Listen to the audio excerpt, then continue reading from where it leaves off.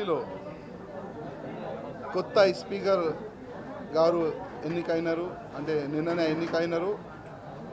ఇవాళ వాళ్ళ ముందు వాళ్ళ ఛాంబర్లో నేను రాజాసింగ్ ప్రమాణ స్వీకారం ఇవాళ నేను చేసుకున్నాను.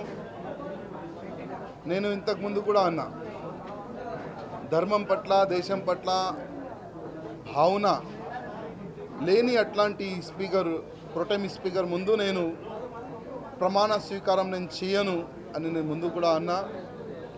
ఆ ప్రొటెమ్ స్పీకర్ చేంజ్ అయిన తర్వాత కొత్త స్పీకర్ ఎన్నికైన తర్వాత ఇవాళ పోచారం శ్రీనివాస్ గారు నాకు సమయం ఇచ్చినారు, అవకాశం ఇచ్చినారు. వాళ్ళ ఛాంబర్లో నేను పోయి ఇవాళ ప్రమాణం స్వీకారం నేను చేసుకున్నా.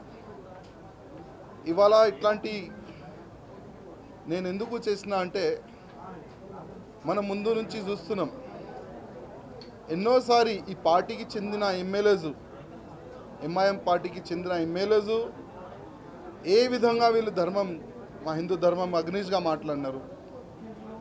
15 నిమిషాలు సమయం ఇస్తే 100 కోట్ల హిందువుల్ని నరికిస్తా, చంపేస్తా, ఆ విధంగా కూడా మాట్లాడినారు. భారతదేశంలో ఉంటారు, భారతదేశంలో పార్టీ పెడతారు, ఫుడ్ తింటారు, ఇక్కడ ఉంటారు, కానీ భారత్ మాతా జై అనని కూడా వీళ్ళకి సిగ్గొస్తుంది. అట్లాంటి పార్టీకి చెందిన ఒక ఎమ్మెల్యే ఒక ప్రొటెమ్ స్పీకర్గా మా ముఖ్యమంత్రి గారు చేసినారంటే ప్రజల్లో ఏం మెసేజ్ పోయింది, కొద్దిగా ముఖ్యమంత్రి గారు ఆలోచన చేయాలని నేను ముఖ్యమంత్రి గారికి చెప్తున్నాను. ఇవాళ మేము తీసుకున్న డిసిషన్కి ప్రజల్లో ఎంత మంచి రెస్పాన్స్ వస్తుంది అది కూడా ముఖ్యమంత్రి గారు చూడాలని నేను ముఖ్యమంత్రి గారికి అడుగుతున్నాను.